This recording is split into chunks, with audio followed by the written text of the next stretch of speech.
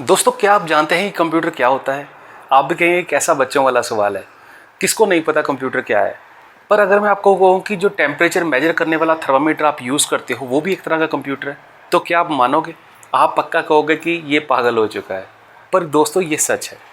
Computer के बहुत सारे टाइप्स होते हैं, जिनमें से ये भी एक टाइप है। इसी तरह के टाइप्स को पढ़ने वाले हैं आज हम अपनी कंप्यूटर बेसिक्स की क्लास में, और हमारा आज का टॉपिक भी यही है, टाइप्स ऑफ कंप्यूटर। तो चलिए चलते हैं अपनी वीडियोस की तरफ। इस वीडियो में आज हम बहुत कुछ नया सीखेंगे, जैसे कि वर्ल्ड का फास्टेस्ट कंप्यूटर कौन सा है, और क्या इंडिया भी इस फास्टेस्ट कंप्यूटर की रेस में कहीं पे स्टैंड करता है या नहीं करता। ऐसे बहुत सारे इंटरेस्टिंग फैक्ट्स हम जानेंगे इस वीडियो में, जो कि आज से पहले आपने किसी भी वीडियोज़ में शायद ही कभी देखे होंगे। आगे बढ़ने से पहले मैं आपको बता दूं कि ये वीडियो एक वीडियो सीरीज का हिस्सा है। बाकी की वीडियोस देखने के लिए आप डिस्क्रिप्शन में दिए गए लिंक पे क्लिक करके उन्हें देख सकते हैं। तो चलिए दोस्तों, चलते हैं अपनी वीडियो की तरफ और हमेशा की तरह कुछ नया सीखते हैं।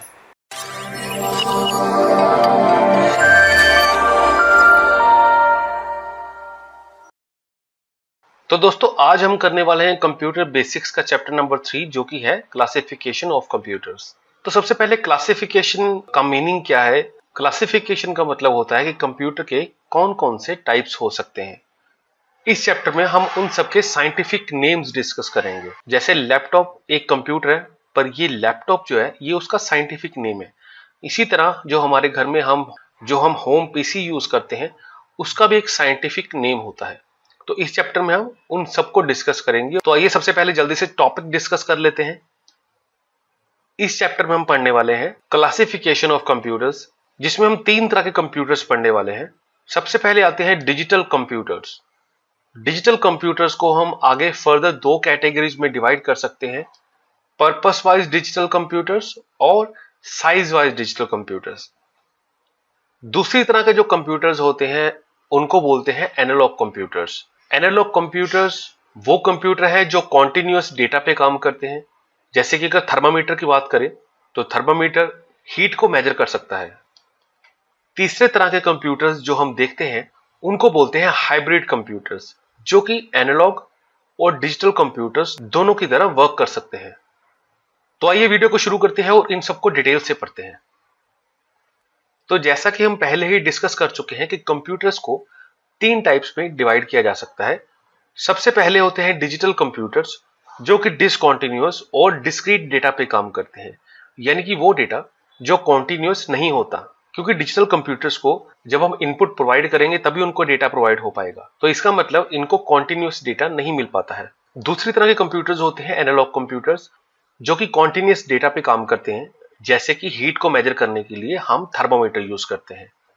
और थर्ड टाइप्स के कंप्यूटर्स होते हैं हाइब्रिड कंप्यूटर्स, जो कि कॉन्टिन्यूअस और डिसकंटीन्यूअस दोनों तरह के डेटा पे काम कर सकते हैं। तो सबसे पहले मैं आपको याद दिला दूं कि अगर आप चैनल पे नए हैं तो चैनल को सब्सक्राइब कर लीजिए और चैनल को लाइक कीजिए, क्योंकि ऐसी नॉलेजफुल वीडियोस आपको यहाँ पे मिलती रहती हैं। मेरे बोलने से क्या होता है, चेक करके देंगे। चल आइए इन सबको डिटेल से एक एक करके समझते हैं। तो सबसे पहले जो हम पढ़ने वाले हैं वो है डिजिटल कंप्यूटर्स। डिजिटल कंप्यूटर्स, जैसे कि मैंने बताया, कि डिसकंटीन्यूअस या डिस्क्रीट डेटा पे काम करते हैं। डिस्क्रीट डेटा यानी कि वो डेटा जो कंप्यूटर के पास कॉन्टिन्यूअस फॉर्म में नहीं आता, बल्कि डिसकंटीन्यूअस फॉर्म में आता है। जैसे कि जब तक हम इनपुट नहीं देंगे तब तक कंप्यूटर के पास डेटा नहीं आ पाएगा और उस पर वो वर्क नहीं कर पाएगा। और ये डेटा जनरली 0 और 1 की फॉर्म में होता है। ये बहुत बार पहले भी हम पढ़ चुके हैं कि डिजिटल कंप्यूटर्स यूजर के द्वारा दी गई इनपुट को बाइनरी फॉर्म में कन्वर्ट करते हैं, जो कि 0 और 1 से मिली होती है। उसमें जीरोस भी होते हैं और 1 भी होते हैं। क्योंकि कंप्यूटर इसी तरह की लैंग्वेज को समझ सकता है, ह्यूमन रीडेबल लैंग्वेज वो नहीं समझ सकता। यूजर के द्वारा दी गई इनपुट को बाइनरी डेटा में कन्वर्ट करने के बाद डिजिटल कंप्यूटर्स उन पे ऑपरेशंस परफॉर्म करता है और यूजर अंडरस्टैंडेबल लैंग्वेज में आउटपुट जनरेट करता है, जिसको एक नॉर्मल यूजर समझ सके। अगर बात करें डिजिटल कंप्यूटर्स की परफॉर्मेंस की, तो एनालॉग कंप्यूटर के मुकाबले ये ज्यादा एक्यूरेट होते हैं, फास्टर होते हैं और रिलायबल होते हैं, यानी कि भरोसेमंद होते हैं। इनकी जो आउटपुट होती है वो काफी एक्यूरेट होती है। अगर एग्जाम्पल की बात करें तो डिजिटल वॉच जो आप घड़ी पहनते हो, जिसपे नंबर्स के थ्रू आपको आउटपुट दिखती है, आपको टाइमिंग वहां पे डिजिट्स के थ्रू दिखता है, उसको आप डिजिटल कंप्यूटर का एग्जाम्पल मान सकते हो। वो भी एक तरह का डिजिटल कंप्यूटर है। अगर डेटा फ्लो की बात करें, ये आपके लिए एक नया वर्ड होगा शायद, डेटा फ्लो। कि डेटा एक डिजिटल कंप्यूटर में कैसे फ्लो होता है, तो आप कह सकते हैं कि डेटा एक डिजिटल कंप्यूटर्स में क्लॉक पल्सेस के थ्रू फ्लो होता है। क्लॉक पल्सेस यानी कि जैसे आप नीचे देख रहे हो, इसमें 1 सेकंड को यहां से लेके यहां तक 1 सेकंड होता है, और इसमें आधे सेकंड के लिए आपकी जो क्लॉक है वो 0 रहती है, और उसके बाद आधे सेकंड के लिए क्लॉक 1 रहती है। तो ये एक डिजिटल डेटा का फ्लो होने का एक चार्ट दिखाया गया है कि डिजिटल डेटा कैसे फ्लो हो रहा है। क्लॉक फ्रीक्वेंसी आपकी जितनी ज्यादा होगी उतना ही आपका कंप्यूटर फास्ट होगा। डिजिटल कंप्यूटर्स को 2 पार्ट्स में आगे फर्दर सब डिवाइड किया जा सकता है। एक तो पर्पस के बेस पे कि वो किस तरह से काम करते हैं, और दूसरा उनके साइज के आधार पे यानी कि उनके आकार के आधार पे। अगर पर्पस वाइज क्लासिफिकेशन करें डिजिटल कंप्यूटर्स की, तो उसमें सबसे पहले आते हैं स्पेशल पर्पस कंप्यूटर्स। इस तरह के कंप्यूटर्स एक स्पेसिफिक टास्क को परफॉर्म करने के लिए डिजाइन किए जाते हैं, और ये एक तरह के काम को ही कर सकते हैं, और जाहिर है कि उस स्पेसिफिक काम को करने के लिए इसमें प्रोग्रामिंग की होती है, और एक स्पेशल कोड जो सिर्फ उसी काम को परफॉर्म करने के लिए यूज किया जाता है, उसको परमानेंटली इस कंप्यूटर में स्टोर किया जाता है। इस तरह के कंप्यूटर्स को जनरली ऑटोमेटिक डिवाइस, जो कि ऑटोमेटिकली कोई काम को परफॉर्म करते हैं, स्पेसिफिक टास्क को परफॉर्म करते हैं, उनके अंदर उन्हें जोड़ा जाता है। इस तरह के कंप्यूटर्स का अगर एग्जांपल देखें तो टेलीफोन कॉल पल्सेस काउंटर को हम इसमें देख सकते हैं, जो कि इस तरह की मशीन होती है। इस मशीन को टेलीफोन से जोड़ दिया जाता है। इन मशीन को आप जनरली पीसीओस पे देख सकते हैं। पीसीओस में एक टेलीफोन होता है जिससे आप कॉल करते हो, और कॉल के अकॉर्डिंगली आपसे जो दुकानदार है वो पैसे चार्ज करता है, और इस मशीन से बिल निकलता है कि कितनी कॉल्स आपने की हैं, और उसके अकॉर्डिंगली आप उसको पैसे पे करते हो। तो ये जो मशीन है ये स्पेशली इसी काम के लिए बनी है कि ये आपकी कॉल को काउंट करके आपका बिल जनरेट कर सके। ड्रॉबैक की बात करें तो ड्रॉबैक का मतलब आपको पता है कि कमी होता है। अगर इस कंप्यूटर की कमी देखें, कंप्यूटर की सबसे बड़ी कमी, जो सबसे बड़ी खामी इस कंप्यूटर में है, वो ये है कि ये एक स्पेसिफिक टास्क को परफॉर्म कर सकता है, और ये एक वर्सेटाइल मशीन नहीं है। वर्सेटाइल मशीन वो मशीन होती है जो हर तरह के काम को परफॉर्म कर सकती है। Then purpose wise digital computers में सेकेंडली हम देखते हैं जनरल पर्पस कंप्यूटर्स। इससे पहले हमने पढ़े थे स्पेशल पर्पस कंप्यूटर्स, और अभी हम पढ़ रहे हैं जनरल पर्पस कंप्यूटर्स। तो जनरल पर्पस कंप्यूटर्स, जनरल का मतलब होता है कि हर तरह के काम, जनरल काम। तो इसका मतलब ये कंप्यूटर सबसे कॉमन कंप्यूटिंग टास्क जो हम परफॉर्म करते हैं, जैसे कि टाइपिंग करना या म्यूजिक सुनना या इंटरनेट को सर्फ करना, ये सभी तरह के काम हम जनरल पर्पस कंप्यूटर्स में कर सकते हैं। तो जनरल पर्पस कंप्यूटर्स में वो सभी कंप्यूटर्स आ जाते हैं जिसपे हम जनरली काम करते हैं। जो ऑफिसेज में आप देखते हो वो सारे जनरल पर्पस कंप्यूटर्स की कैटेगरी में आते हैं। ये कंप्यूटर वर्सेटाइल होते हैं क्योंकि मैंने आपको बताया कि ये हर तरह के काम परफॉर्म कर सकते हैं।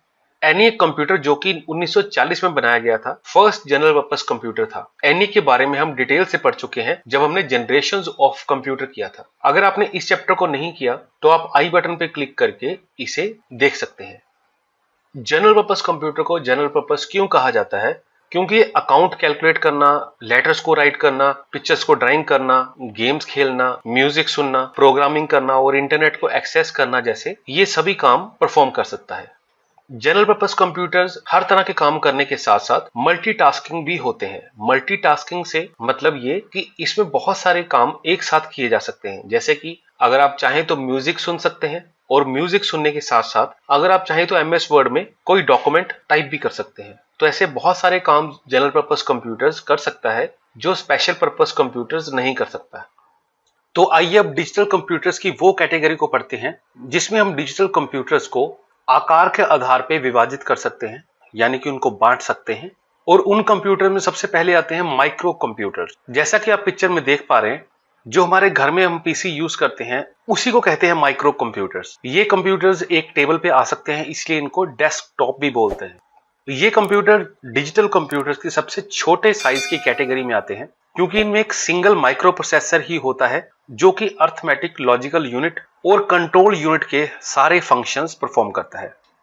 माइक्रो कंप्यूटर्स में माइक्रो प्रोसेसर, जिसे कंप्यूटर में CPU कहा जाता है, वो प्राइमरी मेमोरी के साथ जैसे कि रैम और रोम, इनपुट और आउटपुट डिवाइसेस और सेकेंडरी स्टोरेज डिवाइस जैसे कि हार्ड डिस्क, इन सब के साथ इंटरनली कनेक्टेड रहता है। माइक्रो कंप्यूटर जनरली एक ही तरह के ऑपरेटिंग सिस्टम को एक टाइम पे सपोर्ट कर सकता है। अगर बात करें माइक्रो कंप्यूटर्स की इन्वेंशंस की, तो माइक्रो कंप्यूटर्स का आविष्कार थर्ड जनरेशन कंप्यूटर्स के तौर पे किया गया। जब इंटीग्रेटेड सर्किट को इन्वेंट किया गया और जिसके कारण कंप्यूटर्स का साइज छोटा हो गया। जैसे कि मैंने बताया कि पर्सनल कंप्यूटर जो हमारे घर पे जो पीसीज जिसको हम बोलते हैं वो माइक्रो कंप्यूटर्स के अंडर आते हैं। क्लासिफिकेशन बाय साइज में दूसरी तरह के कंप्यूटर्स जो हम देखते हैं वो है मिनी कंप्यूटर्स। मिनी कंप्यूटर सबसे पहले 1960 में यूज किए गए, जिसको IBM कॉर्पोरेशन ने डेवलप किया था। Mini computers general purpose computers ही हैं जो कि माइक्रो कंप्यूटर से थोड़े ज्यादा एक्सपेंसिव होते हैं। इस तरह के कंप्यूटर एक से ज्यादा इनपुट और आउटपुट डिवाइसेस को सपोर्ट कर सकते हैं। ऐसा क्यों होता है? इसका रीजन ये है कि इस तरह के कंप्यूटर्स एक सर्वर की तरह बिहेव करते हैं। इसका मतलब ये है कि इसके सीपीयू को बहुत सारे कंप्यूटर्स एक साथ एक्सेस कर सकते हैं और उसको एक साथ डेटा प्रोवाइड कर सकते हैं ताकि उस पे वो ऑपरेशन करने के बाद एक आउटपुट जनरेट कर पाए और वो आउटपुट क्लाइंट कंप्यूटर पे वापस भेज सके। और उसके लिए सारे क्लाइंट कंप्यूटर्स एक ही कॉमन सीपीयू को यूज करते हैं और साथ ही साथ वो उसके रिसोर्सेज को भी यूज कर सकते हैं, जैसे कि उसके डिस्क ड्राइव्स जिसमें हार्ड डिस्क आ जाते हैं या एसएसडी आ जाता है, और टेप ड्राइव्स जिसमें डीवीडी राइटर और सीडी राइटर्स या ऐसे बहुत सारे रिसोर्सेज जो इस मिनी कंप्यूटर्स के साथ जुड़े हुए होते हैं। इस तरह के कंप्यूटर में जो ऑपरेटिंग सिस्टम यूज होता है वो यूनिक्स यूज होता है। बहुत सारे स्टूडेंट्स ने ये वर्ड पहली बार सुना होगा, तो उनका मैं बता दूं कि जैसे विंडोज और मैकिंटोश है, इसी तरह यूनिक्स और लाइनेक्स भी एक ऑपरेटिंग सिस्टम्स होते हैं और ये ज्यादा सिक्योर ऑपरेटिंग सिस्टम्स हैं क्योंकि इनकी हैकिंग करना बहुत ही मुश्किल है। और जनरली ये वाले ऑपरेटिंग सिस्टम्स बैंकिंग में या आप कह सकते हो कि जो ऐसे सर्वर्स होते हैं जिनमें बहुत ही प्राइवेट डेटा स्टोर होता है उनमें ये यूज होते हैं, जैसे कि टिकट रिजर्वेशन सिस्टम या फिर जैसे मैंने बताया कि बैंकिंग। इसके बाद इसी कैटेगरी में हम देखते हैं एम्बेडेड कंप्यूटर्स। एम्बेडेड कंप्यूटर्स वो कंप्यूटर्स होते हैं जिनको किसी इलेक्ट्रॉनिक डिवाइस के अंदर एम्बेड कर दिया जाता है, यानी कि उसमें फिट कर दिया जाता है ताकि उस डिवाइस को ऑटोमेट किया जा सके, यानी कि उसके सारी वर्किंग को ऑटोमेटिकली परफॉर्म करवाया जा सके और उसकी वर्किंग को साथ ही साथ कंट्रोल भी किया जा सके। इस तरह के कंप्यूटर्स यूजर के द्वारा रीप्रोग्राम नहीं किए जा सकते। अगर आप चाहें तो उसको दोबारा से किसी और तरह के टास्क करने के लिए आप उसको प्रोग्राम नहीं कर सकते। जिस कंपनी ने उसको मैन्युफैक्चर किया है वही कंपनी उस डिवाइस के प्रोग्राम को अपडेट कर सकती है या उसमें नया प्रोग्राम डाल सकती है। इसका बहुत अच्छा एग्जांपल आप देख सकते हैं माइक्रोवेव, वॉशिंग मशीन और टेलीविजन या ऐसे बहुत सारे डिवाइसेस। अगर वॉशिंग मशीन को देखें तो आप उसमें देख सकते हैं कि अगर आपने 15 मिनट का वॉश टाइम लगाया हुआ है, उसमें 15 मिनट मशीन चलने के बाद आपको उसमें एक बीप सुनाई देगी और 15 मिनट के बाद एग्जैक्टली मशीन बीप के बाद बंद हो जाएगी। तो ये हम पहले ही पढ़ चुके हैं कि डिजिटल वॉशिंग मशीन में वॉशिंग साइकिल्स को कंट्रोल करने के लिए एम्बेडेड कंप्यूटर्स का यूज किया जाता है। अगर सबसे पहले एम्बेडेड कंप्यूटर्स की बात करें तो वो अपोलो गाइडेंस कंप्यूटर्स था, जिसको 1965 में अपोलो प्रोजेक्ट के दौरान प्रोग्राम किया गया था। नील आर्मस्ट्रॉन्ग वर्ल्ड का पहला इंसान था जो चांद पे गया और उसको चांद पे लेके जाने वाला अपोलो यान था और उसी को अपोलो प्रोजेक्ट बोलते हैं। इसके बाद आते हैं प्रोग्रामेबल कंप्यूटर्स। पिक्चर को देख के आप समझ गए होंगे कि प्रोग्रामेबल कंप्यूटर्स कौन से होते हैं। प्रोग्रामेबल कंप्यूटर्स वो कंप्यूटर्स होते हैं जिनको यूजर के द्वारा बार बार रीप्रोग्राम किया जा सकता है। इसमें स्मार्टफोन्स आ जाते हैं, इसमें पर्सनल डिजिटल असिस्टेंट्स आ जाते हैं, जैसे कि आप यहाँ पे देख रहे हैं ये एक पीडीए है, यानी कि पर्सनल डिजिटल असिस्टेंट।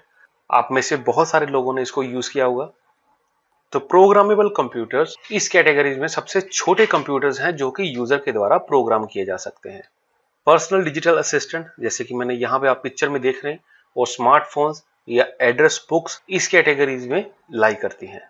इस तरह के कंप्यूटर्स में आप ऐसे टास्क परफॉर्म कर सकते हो जो कि यूजर के द्वारा बार बार चेंज किए जा सकते हैं या बार बार एडिट किए जा सकते हैं। प्रोग्रामिंग करने का मतलब ये नहीं कि आपको कोई लंबा सा कोड उसमें डालना पड़ेगा और उसके बाद वो प्रोग्राम होगा। पर जो स्मार्टफोन आप यूज करते हो उसमें जब आप मीटिंग के लिए शेड्यूल करते हो या कॉल लिस्ट आप ढूंढते हो, एसएमएस टाइप करके उसको सेंड करते हो, इमेज को एडिट करते हो, वीडियो को कैप्चर करते हो, तो बेसिकली आप यूजर इंटरफेस को यूज करके प्रोग्रामिंग कर रहे हो। इसमें कुछ ऐसी एक्सेसरीज भी आप देख सकते हो जैसे कि calculator, notepad, MP3 player, Bluetooth communication device, जिससे आप किसी भी डेटा को एक दूसरे के साथ एक्सचेंज कर सकते हो। और जितने भी जनरल पर्पस कंप्यूटर्स होते हैं वो सारे ही प्रोग्रामेबल कंप्यूटर्स होते हैं क्योंकि उनको कोई भी टास्क असाइन किया जा सकता है कंप्यूटर के ऑपरेटिंग सिस्टम के द्वारा। इसके बाद हम देखते हैं लैपटॉप कंप्यूटर्स को। लैपटॉप कंप्यूटर्स को हम अपनी लैब में रख के चला सकते हैं, इसीलिए इनको लैपटॉप बोलते हैं। ये बताने की आपको शायद जरूरत नहीं है कि ये कंप्यूटर्स डायरेक्ट पावर कनेक्शन के बिना भी काम कर सकते हैं, क्योंकि इनमें बैटरी होती है। आपने बहुत सारे लोगों ने इसको देखा भी होगा और आपने उसको चलाया भी होगा। लैपटॉप कंप्यूटर्स की स्क्रीन आप LCD या LED देख सकते हो। इसमें अगर बेटर आप देखो विजिबिलिटी तो LED स्क्रीन की विजिबिलिटी थोड़ी ज्यादा है। इस पिक्चर में जो आप लैपटॉप देख रहे हो ये वर्ल्ड का फर्स्ट लैपटॉप है जो कि एप्सन कंपनी ने 1980 में इन्वेंट किया था और इसका मॉडल नंबर था एप्सन HX20। एप्सन एक बहुत बड़ा प्रिंटर्स का ब्रांड है। अभी ये लैपटॉप तो नहीं बनाता पर प्रिंटर्स में आज भी इसका कोई कॉम्पिटिटर नहीं है। 80s के हर कंप्यूटर की तरह लैपटॉप कंप्यूटर्स भी माइक्रोसॉफ्ट बेसिक ऑपरेटिंग सिस्टम को यूज करता था। उसके बाद आता है डेस्कटॉप, उसके बाद आता है डेस्कटॉप या पर्सनल कंप्यूटर्स जिनको हम PC बोलते हैं। इन कंप्यूटर्स को देखिए आप थोड़ा सा कंफ्यूज मत होइए कि ये फिर से एक बार पर्सनल कंप्यूटर्स डेस्कटॉप कहां से आ गए, जबकि ये हम पहले ही पढ़ चुके हैं। पर थोड़ा सा ध्यान दीजिए तो आप देख पाएंगे कि ये कंप्यूटर्स हम क्लासिफिकेशन बाय साइज में पढ़ रहे हैं। इससे पहले जब हमने पढ़े थे जनरल पर्पस कंप्यूटर्स में, इन कंप्यूटर को पढ़ा था हमने, तो ये हमने पढ़े थे क्लासिफिकेशन बाय पर्पस में जब हमने जनरल कंप्यूटर्स पढ़ा था। अभी हम पढ़ रहे हैं डेस्कटॉप या पर्सनल कंप्यूटर्स जो कि हम पढ़ रहे हैं क्लासिफिकेशन बाय साइज में। तो इन कंप्यूटर्स के बारे में मुझे ज्यादा आपको बताने की जरूरत नहीं है। जनरेशंस ऑफ कंप्यूटर हम बहुत डिटेल से इन सब कंप्यूटर्स के बारे में पढ़ चुके हैं। तो पर्सनल कंप्यूटर्स जनरली डेस्क के टॉप पे रखे जाते हैं तो इसलिए इनको डेस्कटॉप बोला जाता है। ऐसा फर्स्ट कंप्यूटर 1970 में आया जो कि फुल्ली प्रोग्रामेबल कंप्यूटर था। होम PC को बनाने के लिए सबसे पहली कंपनी जो थी वो एप्पल थी, जिसने फर्स्ट जनरेशन कंप्यूटर्स में 1977 में ये मॉडल अपना कमर्शियली लॉन्च किया था। इस तरह के कंप्यूटर्स में बहुत सारे अलग अलग टास्क को परफॉर्म करने के लिए थर्ड पार्टी सॉफ्टवेयर्स भी इंस्टॉल किए जा सकते थे जो कि उससे पहले किसी भी तरह के कंप्यूटर्स में पॉसिबल नहीं थे। पर्सनल कंप्यूटर्स के बाद जो हम साइज वाइज कंप्यूटर देखते हैं वो है main frame computers. Main frame computers को जनरली लार्ज ऑर्गेनाइजेशन जैसे कि banks, flight scheduling, ticket reservation या इंश्योरेंस कंपनी में ज्यादा यूज किया जाता है। मेन फ्रेम कंप्यूटर्स की रिक्वायरमेंट हमें तब पड़ती है जब बहुत सारे लोगों को एक साथ फ्रीक्वेंटली एक ही तरह का डाटा एक्सेस करना होता है और इस डेटा को बड़े बड़े डेटाबेसेस में स्टोर किया जाता है। हालांकि इसी तरह का कॉन्सेप्ट हमने पहले भी देखा था जब हमने मिनी कंप्यूटर्स को पढ़ा था, जिसमें हम क्लाइंट सर्वर एनवायरनमेंट क्रिएट कर सकते थे। और अगर आप देखेंगे इसे तो ये भी एक तरह का क्लाइंट सर्वर एनवायरनमेंट ही है, पर ये कंप्यूटर्स बहुत ही ज्यादा पावरफुल होते हैं और ये कंप्यूटर्स हम जनरली तब यूज करते हैं जब डेटा एक्सेस करने वाले लोगों की तादाद लाखों में हो और उस वक्त मिनी कंप्यूटर्स इस काम के लिए सूटेबल नहीं है। जैसा कि आप पिक्चर में देख पा रहे हैं, मेन फ्रेम कंप्यूटर्स के साथ बहुत सारे कीबोर्ड्स और स्क्रीन बहुत सारे कंप्यूटर्स टर्मिनल के साथ जुड़े होते हैं और यही टर्मिनल उस मेन फ्रेम कंप्यूटर्स के लिए इनपुट और आउटपुट डिवाइसेस का काम करते हैं। अगर मेन फ्रेम कंप्यूटर्स की पावर के बारे में बात करें तो ये कंप्यूटर्स सुपर कंप्यूटर से भी ज्यादा पावरफुल होते हैं, क्योंकि ये एक टाइम पे बहुत सारे साइमल्टेनियस प्रोग्राम्स को एग्जीक्यूट कर सकते हैं। बट सुपर कंप्यूटर को हम सबसे फास्टेस्ट क्यों बोलते हैं? क्योंकि वो एक सिंगल प्रोग्राम को ज्यादा फास्टर एग्जीक्यूट कर सकता है। मेन फ्रेम कंप्यूटर बहुत सारे प्रोग्राम्स को एक साथ परफॉर्म कर सकते हैं, पर सुपर कंप्यूटर एक सिंगल प्रोग्राम को ज्यादा तेजी से परफॉर्म कर सकता है, इसीलिए उसको फास्टर कहा जाता है। तो आइए पढ़ते हैं कि सुपर कंप्यूटर्स क्या होते हैं। बहुत सारे स्टूडेंट्स के लिए ये बहुत ही एक इंटरेस्टिंग टॉपिक होगा। सुपर कंप्यूटर्स सबसे पावरफुल कंप्यूटर्स हैं जो कि ह्यूमंस के द्वारा अभी तक बनाए जा चुके हैं। इस तरह के कंप्यूटर्स में मल्टीपल प्रोसेसर्स होते हैं जो कि एक साथ काम कर सकते हैं एक ही टास्क को परफॉर्म करने के लिए, और ये कंप्यूटर्स हर सेकंड करोड़ों और अरबों कैलकुलेशंस को परफॉर्म कर सकता है। अब आप सोचोगे कि ऐसी कौन सी ऐसी कैलकुलेशंस होती हैं जिनको परफॉर्म करने के लिए सुपर कंप्यूटर को यूज किया जा सकता है। तो ऐसे बहुत सारे मुश्किल टास्क जो एक नॉर्मल कंप्यूटर के लिए पॉसिबल नहीं हो सकते वो सुपर कंप्यूटर के द्वारा पॉसिबल किए जाते हैं और उसके द्वारा परफॉर्म किए जाते हैं। जैसे कि वेदर फोरकास्टिंग, मौसम का अनुमान लगाना, मॉलिक्यूल की मॉडलिंग करना। मॉलिक्यूल आप साइंस में पढ़ोगे कि हर जीव छोटे छोटे कणों से मिलकर बना है, तो उसका सबसे छोटा कण होता है उसको बोलते हैं एटम, और दो एटम जब आपस में मिलते हैं तो उसको बोलते हैं मॉलिक्यूल, और उस मॉलिक्यूल की मॉडलिंग करने के लिए भी सुपर कंप्यूटर का यूज किया जाता है। इसी तरह से अगर यूनिवर्स की सिमुलेशन बनानी हो कि हमारा यूनिवर्स कैसा दिखता है उसको मॉडल करने के लिए भी सुपर कंप्यूटर का यूज किया जाता है। इसी तरह से एरोप्लेन, स्पेसक्राफ्ट या एरोडायनेमिक्स को समझने के लिए, उसको एक्सप्लेन करने के लिए, उसको डिटेल में स्टडी करने के लिए, इन सब चीजों के लिए भी सुपर कंप्यूटर यूज किया जाता है। न्यूक्लियर वेपन्स को चलाने के लिए और न्यूक्लियर वेपन चलने के बाद उसके न्यूक्लियर फ्यूजन को कंट्रोल करने के लिए भी सुपर कंप्यूटर को ही यूज किया जाता है। तो अब आप सोच रहे होंगे कि ये सुपर कंप्यूटर दिखता कैसा है, और कुछ लोग तो शायद ये भी सोच रहे होंगे कि ये रूम सा बना रखा है तो इसमें सुपर कंप्यूटर कहाँ पे है। तो भाई ये सारा का सारा जो आप देख रहे हो ये रूम ही सुपर कंप्यूटर है, ये सुपर कंप्यूटर ही है। और जो आप यहाँ पे ये ब्लू ब्लू देख रहे हो ये सुपर कंप्यूटर के डिवाइसेस हैं जो आपस में कनेक्टेड हैं, और इसको कंट्रोल करने के लिए इस डोर के पीछे कंट्रोल पैनल बना होता है। और ये जो आप सारे पैनल्स देख रहे हो ये सारे एक साथ मिलके इस सुपर कंप्यूटर को पावर प्रोवाइड करते हैं, और इस पावर को यूज करके सुपर कंप्यूटर हर तरह की प्रॉब्लम को सोल्व कर सकता है, चाहे वो कितनी भी ज्यादा कॉम्प्लिकेटेड क्यों ना हो। तो अब आप पूछोगे कि इंडिया के पास सुपर कंप्यूटर है या नहीं है, तो बिल्कुल है। इंडिया का फर्स्ट सुपर कंप्यूटर था परम 8000, जो कि 1 जुलाई 1991 में इन्वेंट किया गया था। हालांकि इस परम 8000 कंप्यूटर्स के बाद इस सीरीज में बहुत सारे सुपर कंप्यूटर्स को डिजाइन किया गया है, और अभी जो लेटेस्ट जो सुपर कंप्यूटर्स इंडिया का है उसका नाम है परम सिद्धि, और इसकी प्रोसेसिंग स्पीड है 5.26 पेटाफ्लॉप्स। आप में से बहुत सारे स्टूडेंट्स पेटाफ्लॉप्स के बारे में नहीं जानते होंगे, तो इसको जानने के लिए हमें ये जानना पड़ेगा कि कंप्यूटर की प्रोसेसिंग स्पीड्स किस तरह से मेजर की जाती है। तो आइए इसके बारे में जानते हैं। कंप्यूटर की प्रोसेसिंग स्पीड को मेजर करने के लिए सबसे छोटी यूनिट जो है वो है आईपीएस, जिसका मतलब होता है इंस्ट्रक्शन पर सेकंड। इंस्ट्रक्शन पर सेकंड का मतलब ये होता है कि एक मशीन जैसे कि कंप्यूटर एक सेकंड में कितने इंस्ट्रक्शन को एग्जीक्यूट कर सकता है। देन उसके बाद सेकंड यूनिट जो हम देखते हैं, अगर उससे बड़ी यूनिट्स की बात करें तो TIPS यानी कि 1000 इंस्ट्रक्शन पर सेकंड, यानी कि एक मशीन एक सेकंड में कितने 1000 इंस्ट्रक्शंस को एग्जीक्यूट कर सकती है। अगर ये भी यूनिट हमें छोटी पड़ती है तो उसके बाद हम देखते हैं MIPS यानी कि मिलियंस इंस्ट्रक्शंस पर सेकंड, यानी कि एक मशीन कितने मिलियंस इंस्ट्रक्शन को एक सेकंड में एग्जीक्यूट कर सकती है। और अगर थोड़े से बड़े कंप्यूटर्स की बात करें जिनके लिए ये सारी यूनिट्स छोटी पड़ जाती हैं, तो हम उसके लिए यूज करते हैं फ्लॉप्स, यानी कि फ्लोटिंग पॉइंट ऑपरेशंस पर सेकंड। फ्लोटिंग पॉइंट ऑपरेशंस एक बड़ी यूनिट्स को या बड़े नंबर्स को छोटी फॉर्म में दर्शाने का एक बहुत ही अच्छा तरीका है। जैसे कि हम बात करें कि 1,00,000 इंस्ट्रक्शंस, अगर हमने इसको शॉर्ट में लिखना है तो हम इस तरह से लिख सकते हैं 1 × 10⁵। तो फ्लोटिंग पॉइंट ऑपरेशंस उस वक्त काम में लाया जाता है जब मिलियंस इंस्ट्रक्शंस पर सेकंड यूनिट प्रोसेसिंग स्पीड को मेजर करने के लिए छोटी पड़ जाए। देन अगर हमने फ्लॉप से भी ऊपर की यूनिट्स कैलकुलेट करनी है तो गीगा फ्लॉप्स आ जाता है, देन टेरा फ्लॉप्स आ जाता है, और उसके बाद पेटा फ्लॉप्स आ जाता है। और सुपर कंप्यूटर्स में हम देखते हैं पेटाफ्लॉप्स या टेराफ्लॉप्स, क्योंकि ये बहुत सारी इंस्ट्रक्शंस को एक साथ एग्जीक्यूट कर सकता है, और इसलिए जनरली टेराफ्लॉप्स और पेटाफ्लॉप्स को यूज किया जाता है। तो आइए फ्लोटिंग पॉइंट रिप्रेजेंटेशन को थोड़ा सा और अच्छे से समझते हैं, क्योंकि ये एक बहुत ही इंपॉर्टेंट टॉपिक है जिसके बारे में आई एम श्योर आप जानना चाहेंगे। तो अगर बात करें फ्लोटिंग पॉइंट की, तो फ्लोटिंग पॉइंट बहुत ही छोटे नंबर्स को या बहुत ही बड़े नंबर्स को स्टोर करने के काम आता है, जैसे कि पाई की वैल्यू या कोई भी इरेशनल नंबर्स।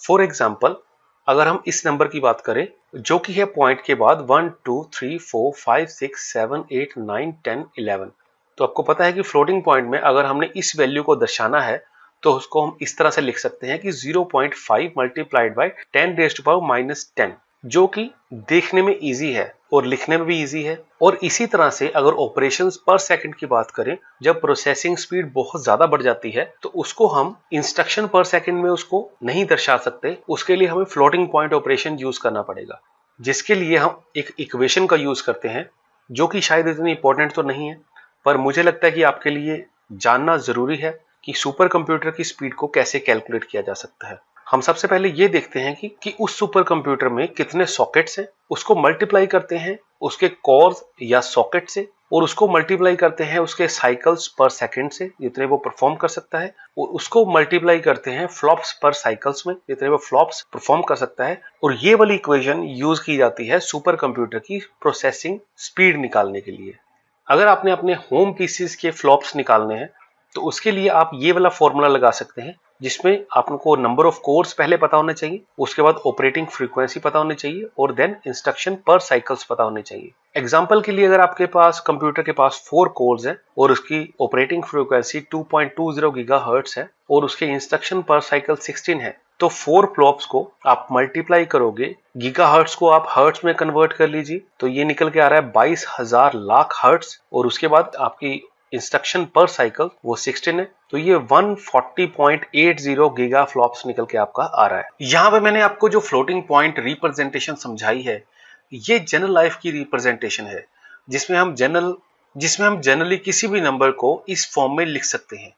पर अब प्रॉब्लम यहाँ पे ये आती है कि ये रिप्रेजेंटेशन जो यहाँ पे हमने लिखी है, ये हम तो समझ सकते हैं पर ये कंप्यूटर को समझाई नहीं जा सकती, क्योंकि कंप्यूटर 0 और 1 की लैंग्वेज ही समझ सकता है, जिसको हम बोलते हैं बाइनरी लैंग्वेज, जो हम पहले भी बहुत सारे चैप्टर्स में पढ़ चुके हैं। इसीलिए कंप्यूटर यूज करता है हेक्साडेसिमल फ्लोटिंग पॉइंट रिप्रेजेंटेशन, जो कि एक 32 बिट हेक्साडेसिमल रिप्रेजेंटेशन होती है, जिसको कंप्यूटर समझ भी सकता है और उसको प्रोसेस भी कर सकता है।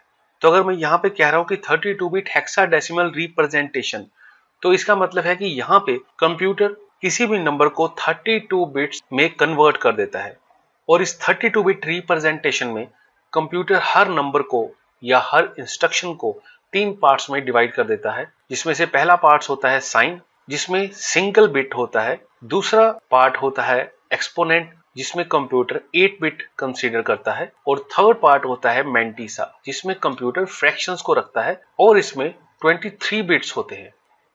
अगर बात करें फर्स्ट पार्ट की यानी कि साइन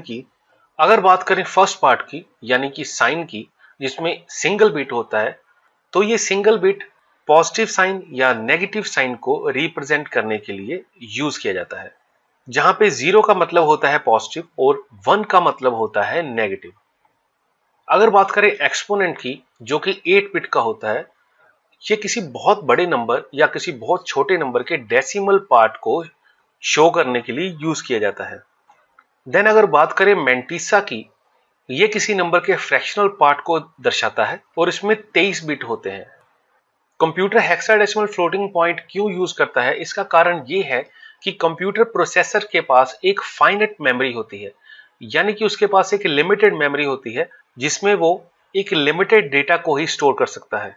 इसलिए ये बहुत अच्छा आइडिया है कि एक बड़े नंबर को या एक बहुत छोटे नंबर को, जिसमें बहुत सारे डिजिट्स होंगे, उसको फ्लोटिंग पॉइंट रिप्रेजेंटेशन में दर्शाया जा सके और उस नंबर को छोटा किया जा सके। फॉर एग्जाम्पल, अगर हम देखें इस बाइनरी नंबर को जो आप यहाँ पे देख रहे हैं, ये एक 32 बिट हेक्साडेसिमल रिप्रेजेंटेशन है किसी नंबर की, और यहाँ पे मैंने डिफरेंट कलर्स के द्वारा हेक्साडेसिमल रिप्रेजेंटेशन को और उसके पार्ट्स को आपको दिखाने की कोशिश की है। आपको पता है कि फर्स्ट डिजिट्स 1 बिट का होता है और इस 1 बिट में या तो 0 हो सकता है या 1 हो सकता है। 0 का मतलब पॉजिटिव और 1 का मतलब नेगेटिव। इसका मतलब ये एक नेगेटिव नंबर है जो बाइनरी फॉर्म में स्टोर हुआ है। उसके बाद आता है 8 बिट का एक्सपोनेंट, जो कि एक्चुअल नंबर को डेसिमल प्लेस पे स्टोर करता है। और इसके बाद लास्ट वाला पार्ट जो कि 23 बिट्स का होता है, ये मैंटीसा होता है, जो कि इस नंबर के फ्रैक्शनल पार्ट को स्टोर करता है। तो ये आप नीचे देख सकते हैं, इसका मतलब इस नंबर का नेगेटिव यहाँ पे 1 हो गया, 118 ये यहाँ पे एक्सपोनेंट के द्वारा शो किया गया है, और 0.625 को, जो कि एक फ्रैक्शनल पार्ट है, वो इन 23 बिट्स के द्वारा शो किया गया है।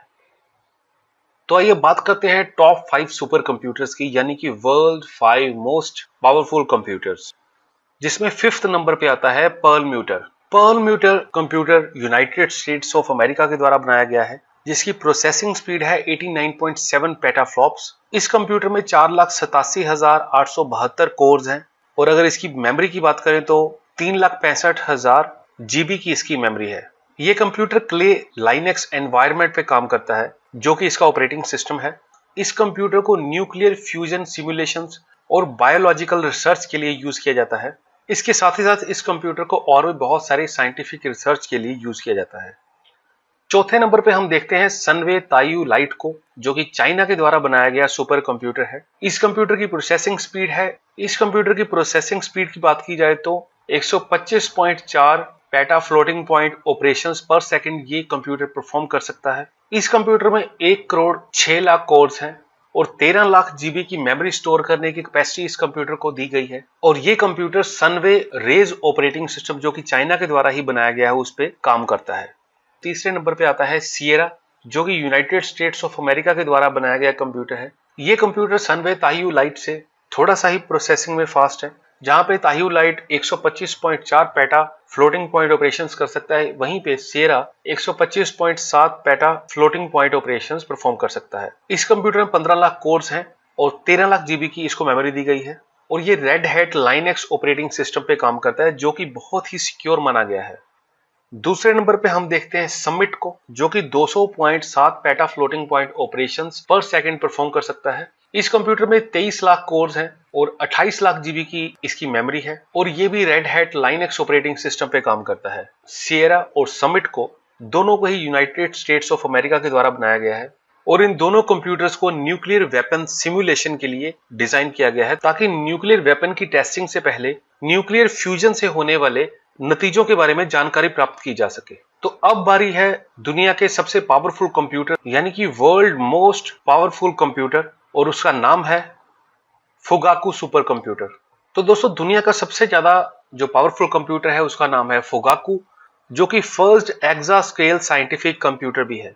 तो आपको बता दूं कि जब हम यूनिट्स को पढ़ते हैं तो सबसे पहला आता है गीगा, उसके बाद हम पढ़ते हैं टेरा, देन हम पढ़ते हैं पेटा, और पेटा से भी अगर कोई ऊपर है तो वो होता है एक्सा। अभी तक कोई कंप्यूटर नहीं बना जो एक्सा स्केल को क्रॉस कर पाए, पर ये फर्स्ट ऐसा कंप्यूटर है जो कि एक्सा स्केल को क्रॉस कर पाया है, यानी कि इसकी कैलकुलेशंस करने की जो स्पीड है वो एक्सा फ्लॉप से पहुंच पाई है। तो अगर बात करें फुगाकू के कोर्स की, तो फुगाकू में 76 लाख स्कोर हैं, जो कि अभी तक हमने जितने भी कंप्यूटर्स पढ़े उनसे कहीं ज्यादा है। 50 लाख जीबी की इस कंप्यूटर की मेमोरी है, जो कि बहुत ही ज्यादा है। और इस कंप्यूटर में जो प्रोसेसर प्रोसेसिंग करता है उसका नाम है फुजित्सु A64FX CPU। इस कंप्यूटर को जापान के द्वारा डिजाइन किया गया है, जो कि टेक्नोलॉजी में हमेशा से ही आगे रहा है। अगर इस कंप्यूटर की पीक परफॉर्मेंस की बात करें कि सबसे ज्यादा ये कंप्यूटर कितनी तेजी से कैलकुलेशन कर पाया है, उसको बोलते हैं उसका पीक परफॉर्मेंस। हर कंप्यूटर का एक पीक परफॉर्मेंस होता है, तो उसमें अगर बात करें तो ये कंप्यूटर पहुंच पाया है 415.5 पेटा फ्लोटिंग पॉइंट ऑपरेशंस पर सेकंड, या आप कह सकते हैं 4,15,000 ट्रिलियन कैलकुलेशंस पर सेकंड, जो कि बहुत ही ज्यादा है। अगर स्पीड की बात करें तो फुगाकू की स्पीड सेकंड नंबर पे आने वाले समिट कंप्यूटर से ऑलमोस्ट डबल है, जो कि है 200.7 पेटा फ्लॉप्स। अगर पावर कंजप्शन की बात की जाए तो फुगाकू को चलने के लिए हर रोज 29 मेगावाट पावर की जरूरत पड़ती है, जो कि 13 मेगावाट पे चलने वाले सुमिट सुपर कंप्यूटर से कहीं ज्यादा है। अगर इसकी पावर को देखें तो Fugaku super computers 2 billion mixed precise calculations कर सकता है, वो भी एक सेकंड में, जिसका मतलब है 2.0 एक्सा फ्लॉप्स, जो कि आज तक कोई भी कंप्यूटर अचीव नहीं कर पाया। और इसी के साथ ये बन जाता है दुनिया का first exascale scientific computer. Digital computers के बाद हम करते हैं कंप्यूटर के सेकंड टाइप्स, जो कि है एनालॉग कंप्यूटर्स। एनालॉग कंप्यूटर्स वो कंप्यूटर्स होते हैं जो कि कॉन्टिन्यूअस डेटा पे काम करते हैं, जैसे कि टेम्परेचर, प्रेशर, स्पीड, वोल्टेज, ये सभी कॉन्टिन्यूअस डेटा है। और इनको नापने के लिए या मेजर करने के लिए जो डिवाइसेस यूज होते हैं उनको ही बोला जाता है एनालॉग कंप्यूटर्स, जिसमें हम देखते हैं analog voltmeter, analog watch, analog speedometer और analog thermometer. Analog computer generally physical quantities को मेजर करते हैं, जैसे कि प्रेशर, टेम्परेचर और स्पीड, और ऐसी ही बहुत सारी फिजिकल क्वांटिटीज जैसे कि टाइम, वोल्टेज या करंट। इस तरह के कंप्यूटर्स या आप कहें डिवाइसेस इनपुट डेटा को सिग्नल की फॉर्म में लेते हैं और उसको न्यूमेरिकल वैल्यू में कन्वर्ट कर देते हैं।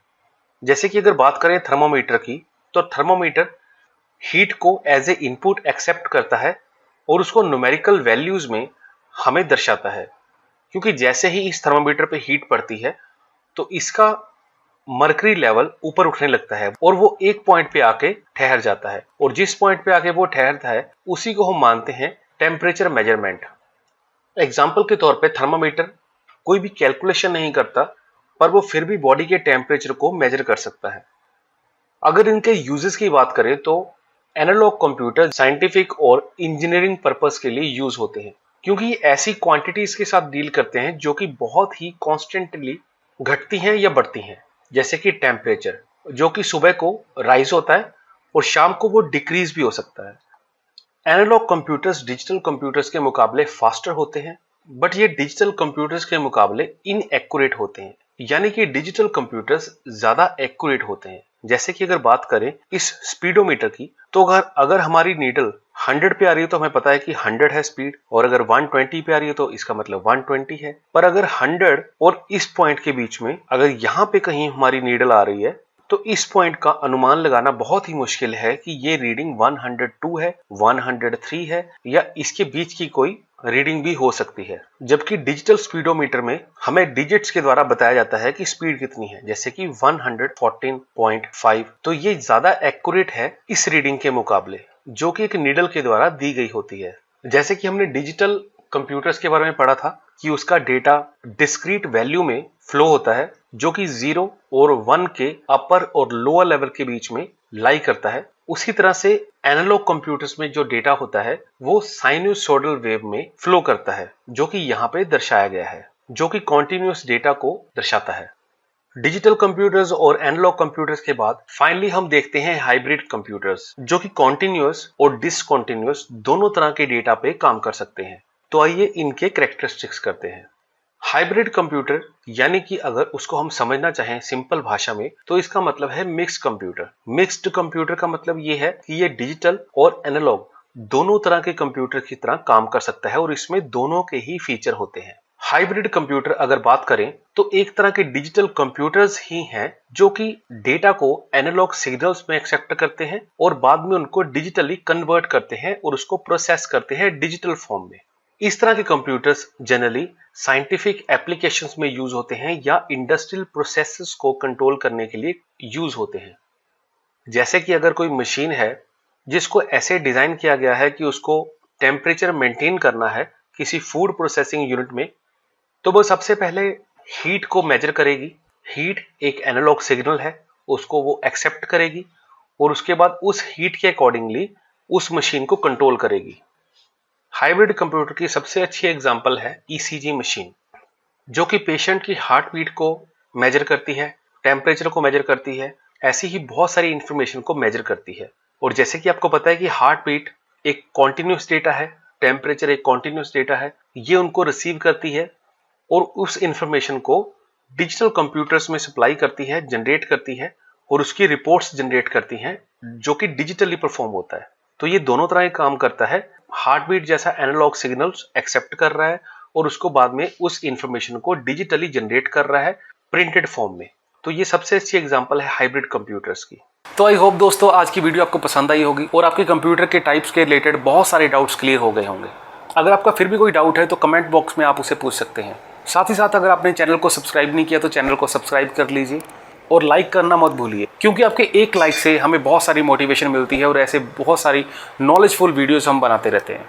तो दोस्तों मिलते हैं अपनी नेक्स्ट वीडियो में, तब तक के लिए सीखते रहिए और देखते रहिए L4 Learn।